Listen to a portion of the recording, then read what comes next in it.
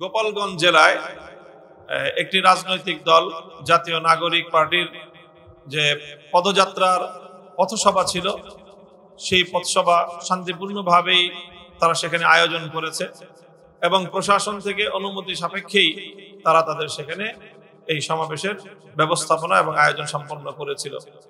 কিন্তু সেখানে সেই বিগত ফ্যাসিবাদী আওয়ামী সরকারের সন্ত্রাসী বাহিনী সেখানে অতর্কিতে সেই একটি শান্তিপ্রিয় সমাবেশে হামলা পরিচালনা করে এবং ব্যাপক হামলাযজ্ঞ পরিচালনা করে আক্রমণ চালিয়ে অস্ত্রশস্ত্র প্রয়োগ করে তারা সেখানে মানুষের জানমালের ব্যাপক হানি ঘটায়, নিরাপত্তা বিঘ্নিত করে। সেখানে প্রশাসনের পক্ষ থেকে 144 ধারা জারি করার পরেও এই ফ্যাসিবাদী সরকারের তাদের এই সন্ত্রাসী বাহিনীগুলো তারা প্রশাসনের 144 ধারা জারিরও কোনো তোয়াক্কা করেনি, বরং তারা সেখানে তাদের সন্ত্রাসী কার্যকলাপ পরিচালনা করেছে।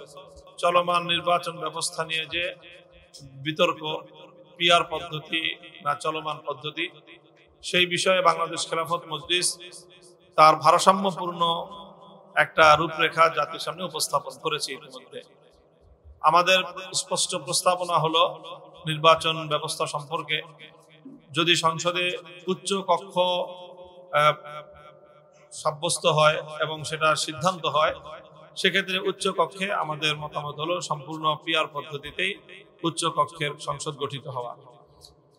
আর এই উচ্চ কক্ষ হোক বা না হোক, নিম্ন কক্ষের ব্যাপারে বা চলমান বর্তমান জাতীয় সংসদ বিষয়ে আমাদের স্পষ্ট প্রস্তাবনা হলো যে সেখানে আমরা MMPR অর্থাৎ এই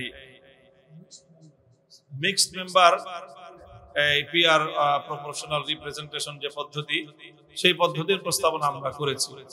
সেই প্রস্তাবনার ব্যাখ্যা হলো যে চলমান যে 300 সংসদীয় আসন, সেখানে সরাসরি নির্বাচিত সংসদ সদস্যরা নির্বাচিত হবেন। প্রতিটি আসনের বিপরীতে সর্বোচ্চ ভোটপ্রাপ্ত ব্যক্তি বিজয়ী হয়ে সরাসরি তিনি জাতীয় সংসদ সদস্য নির্বাচিত হবেন। এরপর থেকে শুরু হবে পিআর এর একটা হিসাব নিকাশ, অর্থাৎ যেই প্রতিদ্বন্দ্বী যে রাজনৈতিক দলগুলো নির্বাচনে অংশগ্রহণ করবে তাদের প্রাপ্ত ভোটের অনুপাত হিসাব করা হবে। তখন যেই দল যেই পরিমাণ ভোট, যেই অনুপাতের ভোট তারা পাবে, সেই অনুপাতের তারা সরাসরি বিজয়ী সংসদ সদস্য পেয়েছে কিনা সেটার সাথে তার কম্পেয়ার করা হবে এবং ক্যালকুলেশন করা হবে। যদি তারা তাদের প্রাপ্ত আনুপাতিক হারের ভোট অনুযায়ী আনুপাতিক হারে যদি তারা সংসদ সদস্য পেয়ে থাকে, তাহলে তাদের তো প্রতিনিধিত্ব সর্বভাবেই নিশ্চিত হয়েছে। আর যেই সকল দলগুলো তারা আনুপাতিক হারে প্রাপ্ত ভোটের অনুপাত অনুযায়ী, রেশিও অনুযায়ী জাতীয় সংসদে প্রার্থী পায়নি, তারা তাদের সেই সংরক্ষিত আসনে বা বিশেষ আসনে তারা আনুপাতিক হারে সংসদ সদস্যের প্রতিনিধিত্ব পাবে। এটা স্পষ্ট দৃষ্টান্ত হলো এমন, যদি কোনো দল জাতীয় নির্বাচনে অংশগ্রহণ করে তারা সরাসরি ভোটে 150 আসনে বিজয়ী হয়, অর্থাৎ তারা সংসদের 50% আসন প্রাপ্ত হয়েছে, তাদের প্রাপ্ত ভোট যদি আনুপাতিক হারে 50% হয়ে থাকে, তাহলে বিষয়টা তো তারা তাদের প্রাপ্ত ভোটের প্রতিনিধিত্ব হয়ে গেল। সেক্ষেত্রে তাদের আর অতিরিক্ত কোনো আসন তাদের পাওয়ার প্রয়োজন নেই। কিন্তু যদি কোনো দল আনুপাতিক হারে 50% ভোট তারা পেয়েছে, কিন্তু 150টি আসন অর্থাৎ 50% 50 ভাগ আসন তারা পায়নি, বরং তারা তার চেয়ে কিছু কম পেয়েছে। যেমন তারা 140টি আসন পেয়েছে, কিন্তু তারা আনুপাতিক হারে কাস্টিং ভোটের 50% ভোট তারা পেয়েছে, তাহলে সেই ক্ষেত্রে তাদের 50% জাতীয় সংসদে প্রতিনিধিত্বের জন্য আরো 10টি সংসদীয় আসন তাদের প্রাপ্য হয়। সেই 10টি সংসদীয় বিশেষ আসন তারা প্রাপ্ত হবে। এইভাবে যদি এমন হয় কেউ 5% ভোট পেল কিন্তু জাতীয় সংসদে তার 5% হারে তার 15টি আসন পাওয়ার কথা, কিন্তু সে আসন পায়নি অথবা পেলেও 15টির চেয়ে কম পেয়েছে, তাহলে সেই ক্ষেত্রে সেই দল তাদের সরাসরি ভোটে প্রাপ্ত সরাসরি সংসদ সদস্যের বাইরে যেই অনুপাতের ভোট তারা পেয়েছে সেই অনুপাতের প্রতিনিধিত্বের জন্য সমপরিমাণ আসন আনুপাতিক হারে তারা লাভ করবে। এইভাবে 300 আসন জাতীয় সংসদে নির্ধারিত থাকবে। এরপরে সংরক্ষিত আরো বেশ কিছু আসন, সেটা কখনো 50, কখনো আরো বেশি 100 হতে পারে, এই পরিমাণ সংসদীয় আসন সেটা ভোট সংগৃহীত হওয়ার পর, ভোট কাস্টিং হওয়ার পরে সেটা নির্ধারিত হবে এবং সেই নির্ধারণের মাধ্যমে ফুল জাতীয় সংসদের সংখ্যাধিক্যের ভিত্তিতে সরকার গঠন হবে। এটা হলো আমাদের প্রস্তাবনা, যেটা মিক্সড মেম্বারশিপ রিপ্রেজেন্টেশন যে পদ্ধতি, এই পদ্ধতির সুবিধাটা হলো অনেকগুলো। তার মধ্যে প্রধান সুবিধা হলো যে বর্তমান যে চলমান যেই নির্বাচনী ব্যবস্থা, এর মধ্যে একটা শুভঙ্করের ফাঁক রয়েছে, সেই শুভঙ্করের ফাঁক দূর হবে এবং এর বিকল্প পদ্ধতি হিসেবে পিআর পদ্ধতির যে সমালোচনার দিক, তার যে দুর্বলতার দিক, সেই দুর্বলতা থেকেও রাষ্ট্র এবং সংসদ মুক্তি পাবে। বর্তমান প্রচলিত নির্বাচনী ব্যবস্থার যে শুভঙ্করের ফাঁক বলছি আমরা, সেটা হলো এই যে বর্তমান প্রচলিত নির্বাচন ব্যবস্থা জাতীয় সংসদে মূলত ম্যাক্সিমাম ভোটাধিকার প্রয়োগকারী ভোটারের প্রতিনিধিত্ব জাতীয় সংসদ নিশ্চিত করে না, বরং অর্ধেকের চেয়েও অনেক কম ভোটারের রিপ্রেজেন্টেশন হয় জাতীয় সংসদে। দেখা গেছে আমরা যদি তুলনা করি 2001 অথবা 2008 সালের জাতীয় সংসদ নির্বাচনে এক একটি দল 230 অথবা 270-এর কাছাকাছি আসন তারা পেয়েছে, অথচ তাদের প্রাপ্ত ভোটের অনুপাত ছিল সর্বোচ্চ 35% বা 40%-এর কম, আর তার বিপরীত দিকে ভোট ছিল 60% বা 65%। তো তারা সর্বমোট সাকুল্যে 35% ভোটের প্রতিনিধিত্ব নিয়ে সংসদ এবং রাষ্ট্রের নেতৃত্ব দিচ্ছে, আর তাদের বিপরীতে 65 থেকে 70% যারা ভোটাধিকার প্রয়োগ করলো, তাদের ভোট এবং তাদের মতামতের কোনো মূল্যায়ন চলমান যে ব্যবস্থা, নির্বাচনী ব্যবস্থা, এই ব্যবস্থাকে জনগণের ব্যবস্থা বলা হলেও আসলে মূলত মাস পিপল, অধিকাংশ জনগণ, অধিকাংশ ভোটাধিকার প্রয়োগকারী, তাদের কোনো প্রতিনিধিত্ব বর্তমান বিদ্যমান ব্যবস্থায় নিশ্চিত হয় না, বরং সংখ্যাগরিষ্ঠ ভোটাধিকার প্রয়োগকারীর প্রতিনিধিত্ব এখানে থাকেই না। সংখ্যালঘিষ্ঠ ভোটাধিকারের প্রতিনিধিত্ব জাতীয় সংসদে হয়। কাজে এটা একটা বড় ধরনের দুর্বলতা। গণতান্ত্রিক ব্যবস্থার যে মূল চেতনা, সেই চেতনার সাথে এটা সাংঘর্ষিক। কাজে এই জন্য আমরা এই পদ্ধতির বিলোপ চাই।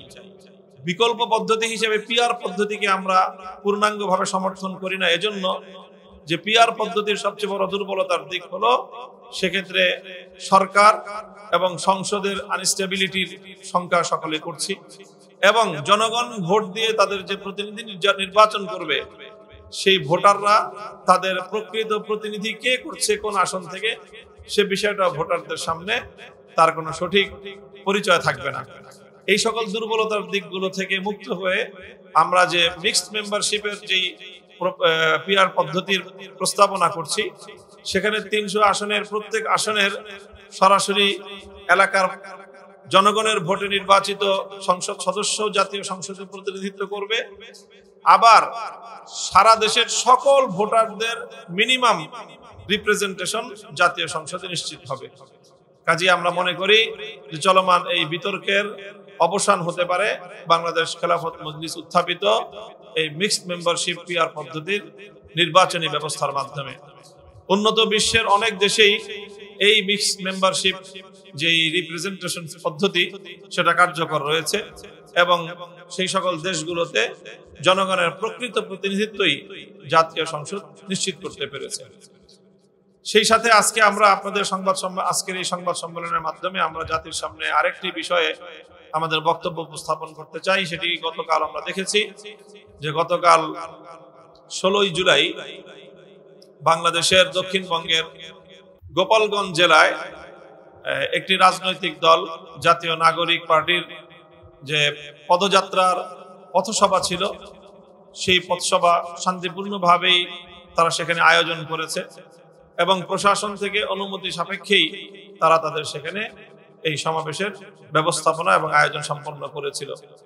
কিন্তু সেখানে সেই বিগত ফ্যাসিবাদী আওয়ামী সরকারের সন্ত্রাসী বাহিনী সেখানে অতর্কিতে সেই একটি শান্তিপ্রিয় সমাবেশে হামলা পরিচালনা করে এবং ব্যাপক হামলাযজ্ঞ পরিচালনা করে আক্রমণ চালিয়ে অস্ত্রশস্ত্র প্রয়োগ করে তারা সেখানে মানুষের জানমালের ব্যাপক হানি ঘটায়, নিরাপত্তা বিঘ্নিত করে। সেখানে প্রশাসনের পক্ষ থেকে 144 ধারা জারি করার পরেও এই ফ্যাসিবাদী সরকারের তাদের এই সন্ত্রাসী বাহিনীগুলো তারা প্রশাসনের 144 ধারা জারিরও কোনো তোয়াক্কা করেনি, বরং তারা সেখানে তাদের সন্ত্রাসী কার্যকলাপ পরিচালনা করেছে। বাংলাদেশ খেলাফত মজলিস এনসিপির গোপালগঞ্জের গতকালকের সমাবেশে আওয়ামী দুর্বৃত্তদের হামলার তীব্র নিন্দা জ্ঞাপন করছে এবং সেই সাথে সকল রাজনৈতিক পক্ষগুলোকে আমরা উদাত্ত আহ্বান জানাই। আমরা আবারও সকলকে এই ব্যাপারে সতর্ক করছি যে পতিত স্বৈরাচারী দেশ বিরোধী বাংলাদেশের জনগণের জান মাল ইজ্জত আবরুর নিরাপত্তা লুণ্ঠনকারী ইতিহাসের বর্বরতম স্বৈর শাসক ফ্যাসিবাদী ফ্যাসিস্ট শেখ হাসিনার দীর্ঘ শাসনামলে নিপীড়িত নির্যাতিত সকল রাজনৈতিক দল এবং পক্ষগুলো তারা এখনো ফ্যাসিবাদের মোকাবেলায়, আওয়ামী দুর্বৃত্তদের মোকাবেলায় রাজপথের গড়ে ওঠা ঐতিহাসিক ঐক্য ধরে রাখা তাদের ঐতিহাসিক দায়িত্ব। নিজেদের মধ্যে রাজনৈতিক প্রতিযোগিতা থাকবে, কিন্তু সেই রাজনৈতিক প্রতিযোগিতা এত দ্রুত এত অল্প সময়ে রাজনৈতিক হানাহানিতে পরিণত হওয়াটা কোনোভাবেই দেশ এবং জাতির জন্য কল্যাণকর কিছু হতে পারে না। এই জন্য আমরা বিএনপি, জামায়াতে ইসলামী, এনসিপি সহ সকল রাজনৈতিক পক্ষগুলোকে উদাত্ত আহ্বান জানাই যে প্রতিযোগিতার জায়গায় প্রতিযোগিতা থাকবে, ফ্যাসিবাদের মোকাবেলায় রাজপথের গড়ে ওঠা ঐক্যকে অটুট এবং বহাল রাখতে হবে। এই জন্য বাংলাদেশ খেলাফত মজলিসও সেই জন্য ভূমিকা পালন করছে এবং আগামী দিনেও করবে। সকল রাজনৈতিক সংগঠনগুলোকে ঐক্যবদ্ধ করে ফ্যাসিবাদকে বাংলাদেশ থেকে চিরতরে বিলোপ করার যে কোনো সিদ্ধান্ত কার্যকর করার জন্য বাংলাদেশ খেলাফত মজলিস সর্বোচ্চ ভূমিকা পালন করবে। সেই সাথে আমরা লক্ষ্য করছি যে বিভিন্ন রাজনৈতিক দলের নেতৃবৃন্দ পরস্পর বিরোধী বক্তব্য দিচ্ছেন, আক্রমণাত্মক ভাষায় তারা বক্তব্য দিচ্ছেন, রাজপথে অশালীন নানা স্লোগান এবং অশালীন বক্তব্যের মাধ্যমে দেশের রাজনৈতিক পরিস্থিতিকে এটা বিনষ্ট করা হচ্ছে, কলুষিত করা হচ্ছে। এই জন্য আমরা সকল রাজনৈতিক পক্ষের প্রতি উদাত্ত আহ্বান জানাবো যে আমাদের বিরোধ থাকবে, মতামত প্রকাশের স্বাধীনতা সকলের থাকবে, ক্ষোভ প্রকাশ করার যে গণতান্ত্রিক অধিকার সেই অধিকার সকলে ভোগ করব, কিন্তু সেই অধিকার ভোগ করতে গিয়ে আমরা কোনোভাবেই যেন আমাদের দেশের শান্তিপ্রিয় রাজনৈতিক পরিবেশকে কলুষিত না করি এবং একে অপরের বিপক্ষে মারমুখী কোনো ভাষা বা শব্দ প্রয়োগ করে, বিশেষ করে নেতৃবৃন্দ মারমুখী ভাষা প্রয়োগ করে নিজের দলের সাধারণ নেতা কর্মীদেরকে ভিন্ন দলের বিপক্ষে এভাবে উস্কানি দিলে দেশের রাজনৈতিক পরিবেশ আরো ঘোলাটে হবে। সেই ক্ষেত্রে দেশের জন্য এবং নির্বাচন যেই আমরা আমাদের যে আসন্ন জাতীয় নির্বাচন আমরা মনে করি এই ধরনের পরিবেশ সৃষ্টি করতে থাকলে, এভাবে হানাহানি এবং পরস্পর বিরোধ অব্যাহত থাকলে নির্বাচনী ব্যবস্থা হুমকির মুখে পড়তে পারে। কাজেই সেজন্য আমরা সকলকে সংশ্লিষ্ট সকলকে এক্ষেত্রে সংযত ভূমিকা পালন করারও উদাত্ত আহ্বান জানাচ্ছি।